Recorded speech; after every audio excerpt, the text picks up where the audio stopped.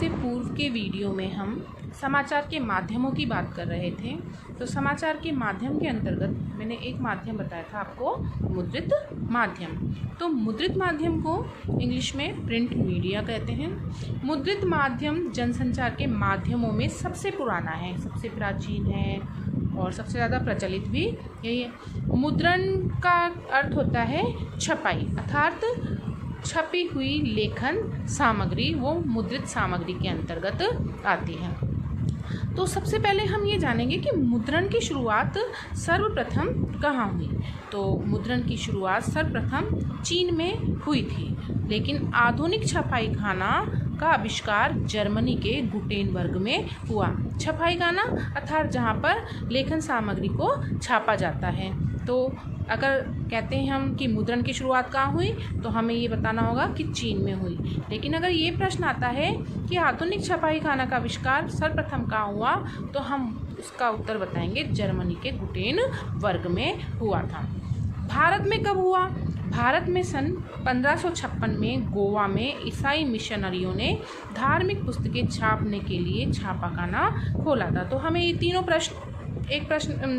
प्रश्न इसमें मिल गए हैं कि मुद्रण की शुरुआत सर्वप्रथम चीन में हुई, लेकिन आधुनिक छपाई खाना का आविष्कार जर्मनी के गुटेनबर्ग में हुआ, और भारत में सर्वप्रथम छपाई गोवा में शुरू हुई 1556 में। 1556 में ईसाई मिशनरियों ने धार्मिक पुस्तकें छापने के लिए छापाखाना खोला था। यहीं से भारत में छपाई की शुरुआत हुई है। अब मुद्रित माध्यम के अंतर्गत क्या क्या आता है? मुद्रित माध्यम में समाचार पत्र, पत्रिकाएं, पुस्तकें आदि आती हैं, क्योंकि यहाँ पर लेखन सामग्री छपी हुई हमें मिलती है, इसलिए इसे हम क्या बोलेंगे? मुद्रित माध्यम। मुद्रित माध्यम की सबसे बड़ी विशेषता स्थायित्व है। स्थायित्व का मतलब है कि हम इसको स्थायी रूप से रख सकते हैं। हम किसी भी समाचार या खबर को थोड़ी देर बाद भी पढ़ सकते हैं, हम उसको कभी भी पढ़ सकते हैं। हम किसी समाचार को, जैसे किसी पुस्तक या किसी समाचार पत्र को जब हम पढ़ रहे हैं, तो हम पहले दूसरा समाचार भी पढ़ सकते हैं। उसके बाद हमें अगर किसी और समाचार में रुचि आती है तो पहले हम उसको पढ़ सकते हैं। तो यहाँ पर हमें ये निश्चित नहीं करना पड़ता कि हमें समाचार ऐसे लगातार सुनने पड़ेंगे और हमें जो रुचिपरक समाचार है वो बाद में मिलेगा। हम इसको अपनी रुचि के अनुसार पहले कोई सा भी समाचार पढ़ सकते हैं। ये स्थायी होता है, स्थायी रूप से हम इसको रख भी सकते हैं कि हम बाद में उसको पढ़ भी सकते हैं। इसे लंबे समय तक सुरक्षित रख सकते हैं। हम पत्र पत्रिकाओं, पुस्तकों, समाचार पत्र को लंबे समय तक सुरक्षित रख सकते हैं। हमने पुस्तकालय देखे हुए, वहाँ पर बहुत पुरानी पुस्तकें, पत्र पत्रिकाएं आदि हमें मिलती हैं। इसमें लिखित भाषा के शुद्ध रूप का विस्तार होता है। लिखित भाषा, जब मौखिक भाषा होती है तो हम वो स्वतः बोल देते हैं, लेकिन लिखित भाषा एक अनुशासन से बंधी होती है, व्याकरण के नियमों से बंधी हुई होती है। तो इससे क्या होता है, जितना लेखन का विस्तार होगा, जितना मुद्रित सामग्रियाँ छपेंगी, तो वो शुद्ध व्याकरण का उसमें शुद्ध रूप ही मिलेगा, भाषा का उसमें शुद्ध रूप ही मिलेगा, और यह चिंतन व विचार विश्लेषण का माध्यम है। मुद्रित माध्यम, जब हम किसी भी समाचार को पढ़ते हैं या किसी भी सूचना को पढ़ते हैं या किसी भी लेखन सामग्री को पढ़ते हैं, तो लेखक के चिंतन होते हैं, उसमें लेखक के विचार होते हैं। तो हम जब उनको पढ़ते हैं तो हम भी चिंतन करते हैं, सोचते हैं, हमारे सोचने समझने की क्षमता बढ़ती है, विचार कर सकते हैं और उस सामग्री का हम विश्लेषण भी कर सकते हैं। मुद्रित माध्यम की कमियां भी हैं। मुद्रित माध्यम सिर्फ साक्षर लोगों के लिए उपयोगी है। देखते हैं हम कि जब समाचार पत्रिकाएं हैं, तो जो निरक्षर लोग होते हैं, अनपढ़ लोग होते हैं, उनके लिए वो बिल्कुल उपयोगी नहीं है, क्योंकि उन्हें अक्षर ज्ञान ही नहीं है। तो उनके लिए ये उपयोगी नहीं है और उनके लिए ये किसी भी काम का नहीं है। मुद्रित माध्यम आकस्मिक घटनाओं को संचालित नहीं कर सकते। मुद्रित माध्यम में जैसे समाचार पत्र छपते हैं, तो वो एक समाचार पत्र छपेगा, उसके 24 घंटे बाद ही दूसरा समाचार पत्र छपेगा। लेकिन उन 24 घंटों में यदि कोई आकस्मिक घटना घटती है तो वो हमें समाचार अगले दिन ही प्राप्त होगा, तो उसको संचालित इसमें नहीं कर सकते क्योंकि उसमें टाइम लगता है। और निश्चित शब्द सीमा, मुद्रित माध्यम के जो समाचार होते हैं उनकी निश्चित शब्द सीमा होती है, उनके लिए निश्चित स्थान होता है समाचार पत्र पत्रिकाओं में कि कितने शब्दों में वो समाचार प्रेषित किया जाएगा, कहाँ पर ये लिखा जाएगा, ये पूर्व निर्धारित होता है। अब बात करते हैं हम इलेक्ट्रॉनिक माध्यम की। इलेक्ट्रॉनिक साधनों के माध्यम से जो समाचार प्रेषित होते हैं वह इलेक्ट्रॉनिक माध्यम या इलेक्ट्रॉनिक मीडिया कहलाते हैं। ये जनसंचार का प्रमुख माध्यम है। इलेक्ट्रॉनिक माध्यम जनसंचार का क्या है? प्रमुख माध्यम है। हम इसके द्वारा हजारों मील दूर की गतिविधियों की जानकारी पल भर में प्राप्त कर सकते हैं। इसके इलेक्ट्रॉनिक माध्यम में रेडियो, टेलीविज़न, सिनेमा इसके अंतर्गत आते हैं।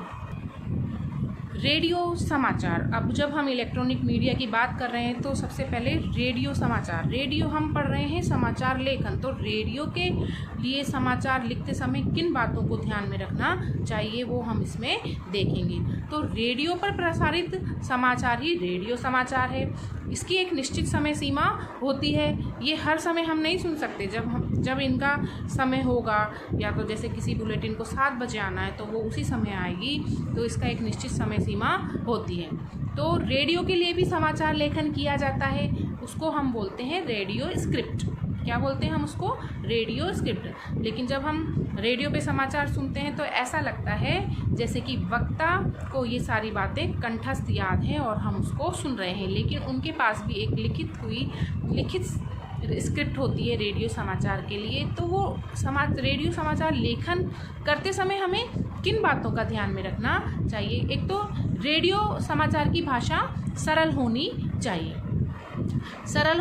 अर्थात कि जब रेडियो के समाचार सुनते हैं तो ये साक्षर और निरक्षर दोनों के लिए ही उपयोगी हैं। साक्षर लोग तो कठिन भाषा को थोड़ा समझ भी सकते हैं, लेकिन निरक्षर लोग किसी भी समाचार को सरल भाषा में आसानी से समझ सकते हैं। मैंने बताया था आपको कि जो मुद्रित माध्यम है वो निरक्षर लोगों के लिए अनुपयोगी है, उनके लिए वो किसी काम का नहीं है। लेकिन जो ये इलेक्ट्रॉनिक मीडिया है, रेडियो समाचार हो चाहे टेलीविज़न समाचार हो, ये निरक्षर लोगों के लिए उपयोगी है क्योंकि वह समाचार को देख सुनकर समझ सकते हैं, हालांकि उनको पढ़ना नहीं आता है। तो रेडियो के समाचार की भाषा सरल होनी चाहिए।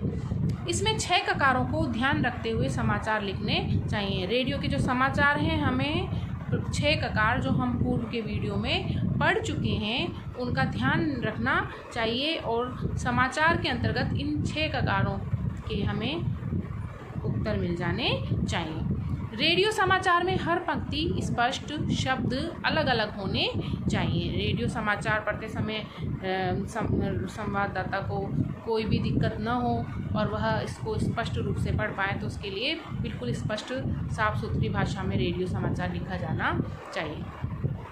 इसमें 1 से 10 तक की संख्या अंकों में और बड़ी संख्या को शब्दों में लिखा जाना चाहिए, क्योंकि छोटी संख्याओं को तो हम पढ़ देते हैं शीघ्रता से, लेकिन बड़ी संख्याओं को हमें थोड़ी दिक्कत आती है। और रेडियो समाचार वक्ता के पास इतना समय नहीं होता है कि वो फटाफट से बोले, तो वो हम क्या शब्दों में लिख देंगे तो वो उसको आसानी से बोल पाएंगे। मुख्य समाचारों को बोल्ड किया जाता है, जो मुख्य समाचार होते हैं उनको बोल्ड अक्षरों में लिख दिया जाता है। तो उसको हम रेडियो समाचार लेखन में हमें निम्न बातों का ध्यान रखना। टेलीविज़न समाचार, टेलीविज़न एक दृश्य श्रव्य माध्यम है। इसके द्वारा हम समाचारों को देख भी सकते हैं और सुन भी सकते हैं। रेडियो केवल एक श्रव्य माध्यम है जिसके द्वारा हम केवल समाचारों को सुन सकते हैं, लेकिन टेलीविज़न को हम देख भी सकते हैं और सुन सकते हैं। तो टेलीविज़न के समाचार के लेखन के लिए ध्यान रखने की आवश्यकता है कि जो शब्द हैं, बोले गए शब्द हैं, वो पर्दे पर दिखने वाले दृश्यों के अनुकूल होने चाहिए। अच्छा, टीवी की जो सूचनाएं हैं वो कई चरणों से होकर हम दर्शकों तक पहुंचती हैं। इन शब्दावली को हम देख लेते हैं। फ्लैश या breaking news, dry anchor, phone in, anchor visual, anchor bite, live और एंकर पैकेज। तो इन शब्दों से संबंधित प्रश्न भी अक्सर हमसे पूछ लिए जाते हैं, तो इनको हम थोड़ा सा देख लेते हैं। फ्लैश या ब्रेकिंग न्यूज़। कोई बड़ी खबर फ्लैश या ब्रेकिंग न्यूज़ के रूप में तत्काल दर्शकों तक पहुंचाई जाती है। कम शब्दों में महत्वपूर्ण सूचना है ये। एकदम से जब कोई न्यूज़ आती है तो उसको हम ब्रेकिंग न्यूज़ बोलते हैं और वो बड़े बड़े अक्षरों में टीवी पर लिखी हुई दिखाई भी देती है। ड्राई एंकर, इसमें न्यूज़ एंकर खबर के बारे में बिना दृश्यों के ही सीधे बताता है, कब कहाँ क्या और कैसे हुआ। ड्राई एंकर में दृश्य नहीं दिखाए जाते, केवल न्यूज़ एंकर हमको खबर की जानकारी देता है। फ़ोन इन में एंकर रिपोर्टर से फ़ोन पर बात करके सूचनाएं दर्शकों तक पहुंचाता है।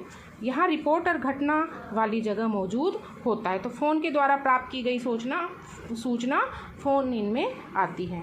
अब है एंकर विजुअल, घटना के दृश्यों के आधार पर दिखाई जाने वाली खबर है। यहाँ पर घटना के दृश्यों को भी दिखाया जाता है खबर के साथ साथ, उसको हम क्या बोलते हैं, एंकर विजुअल।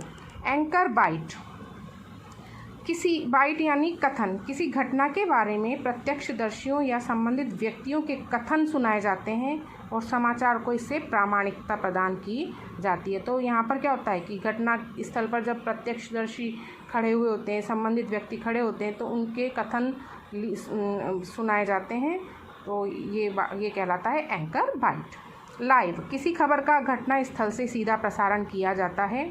और एंकर पैकेज, किसी खबर को संपूर्णता से पेश किया जाता है, जैसे कि घटना के दृश्य भी दिखाए जाएंगे, वहाँ पर खड़े हुए लोगों के बाइट भी लिए जाएंगे और उसके संबंधित जानकारी प्राप्त की जाएगी।